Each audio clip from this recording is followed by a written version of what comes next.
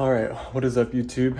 Today I am taking a look at my 2020 Dodge Charger Scat Pack. We're taking a look and we're going to see everything that's wrong with the car. So I'm going to show you everything that's wrong with my 2020 Charger Scat Pack. I just purchased this a few weeks ago actually, and I just waxed it today. So we just did a wax on it today, and when we're waxing it, obviously it's super clean so we can see every imperfection. I'm gonna kind of show you what is wrong with my Charger, and we're also gonna be putting on a new rear diffuser in the back because that one is trashed. So let me just start up the car here. Now this car does have about 24,000 miles on it now, so it is pretty low miles for being a 2020. I'm gonna do a remote start here.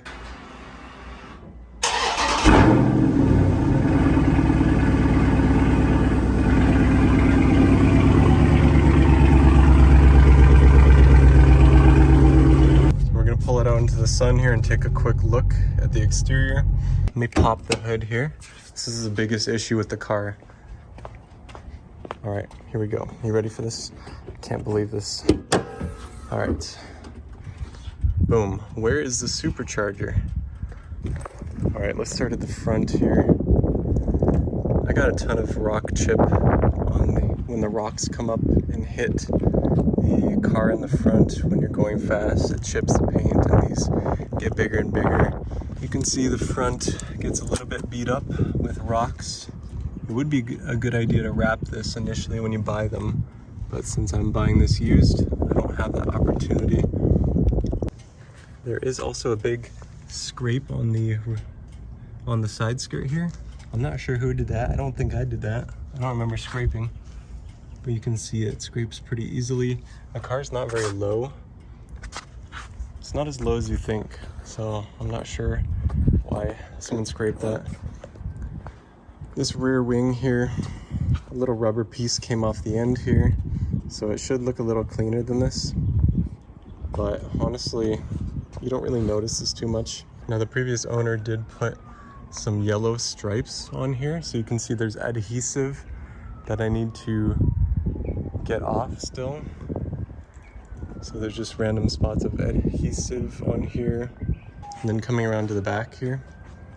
So the biggest issue for me is this carbon splitter, and I don't think this is real carbon. It feels pretty plastic. It looks like it's just peeling from the sun damage. But we're gonna take this off. We're gonna put on a new splitter, which I have in the garage here. Here's a shot of the car out in the sun. Just waxed it today. Looks pretty good. Go for another remote start here.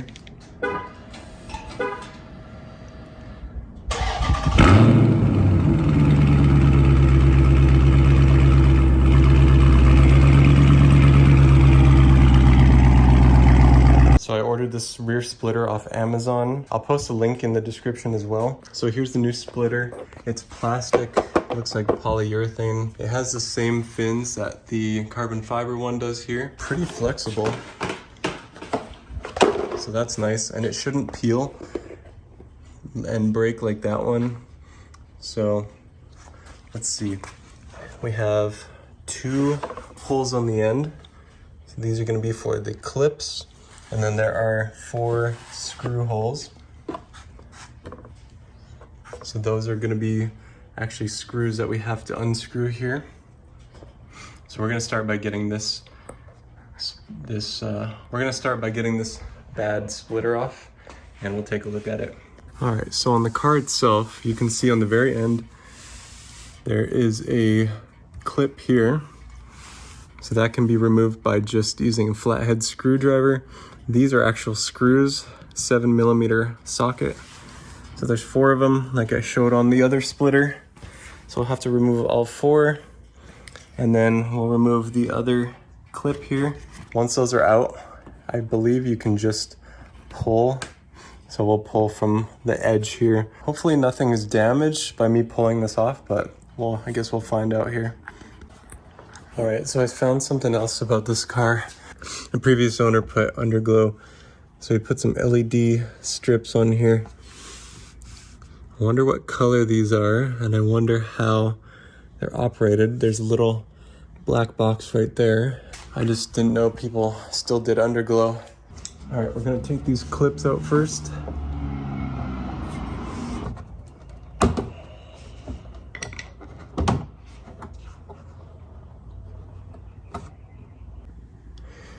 All right, I'm just working on this clip here. I just got it out of the actual car plastic here, as you can see. So it's one of those clips where you have to pull the end out here as far as possible so this little piece can slide down, and then you can squeeze these two things together, and then it should come through the hole here. But I think the problem is whoever installed this drilled the hole exactly the right size, so it's very hard to get it out. But it looks like I was able to just separate it.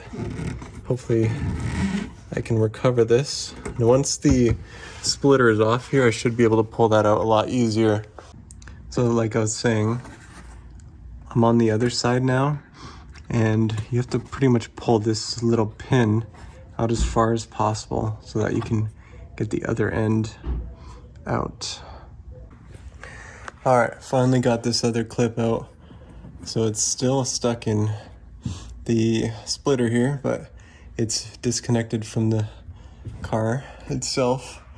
So the trick is to find a pair of pliers, go along the top on the inside here, squeeze the top of the pin together so it shrinks down and you can slide it out easier.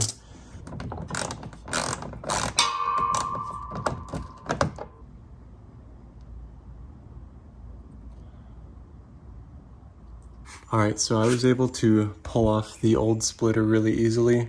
I started at one end. I had to use a lot of force for the initial pull. Once I started pulling, it came off pretty easily. I applied some pressure on the bumper with my thumb and then pulled with my hand just to make sure this plastic here isn't warping too much. But yeah, it came off pretty easily. You can see there's clip holes up here. So that is where the new splitter will attach. All right, now looking at the new splitter here, I'm gonna be drilling this one and this one, so the end pieces first. We wanna drill them big enough so these clips here will fit through. Just in case you need it, here's a look at what the pins look like. So this piece right here slides all the way up and expands this so it can't come out. So if you really need to get this pin out, you need to pull this end piece all the way out. And so that's how they lock in there. All right, I'm using a 5 16 bit. So we're gonna drill out these holes here now. All right, order of operations here. I'm going to plug in these tabs here into these holes here first, and then we'll get the edge tabs, these clips going next, and then finally I will drill through these screw holes here. Those will be last because we might need to change the position to get the holes to match up. So with these ones, you just line them up, push in, pretty easy. Might need a little bit more force when I have two hands available. Make sure you give these some force so they actually clip in. This one here doesn't look like it's clipped in.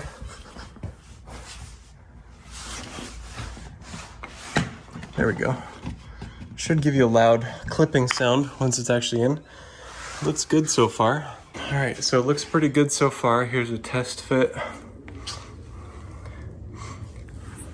Now the spacing looks pretty good here. I'm gonna do one more check, make sure everything's completely snapped in. I'll try and get a shot here, but really we just need to line this hole up and push it all the way through. All right, so those are clipped in. Very easy to line up and then just push all the way through. Now we're gonna drill and check the spacing on the screw holes here. This is the screw hole. So I'll just have to line it up, and these are just a guide. You don't have to use these. So we can just make sure that we're lining up with the actual hole and not with this little piece here. All right, so this part, probably the easiest. These holes are very inconsequential. You're just drilling through this little plastic splitter here. You're not actually drilling into the frame or anything. So you can try and line it up as close as possible. It's really not that big of a deal if you don't get it exactly right. This one seemed to line up well, but I had to drill a little bit over on the other holes. But yeah, we're just gonna attach the screws here now. So it should be as easy as just putting the screw in, hand tightening, and then ratcheting up. All right, we are done. That was super easy. Just screwed on the last pieces there. So I'll pull it out in the sun and we'll take a quick look at it. But yeah, it looks good. It's got good enough exhaust spacing.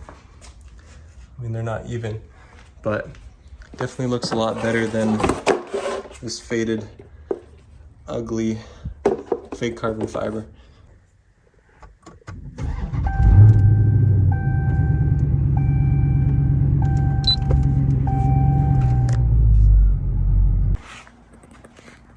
All right, so here's how it looks out in the sun.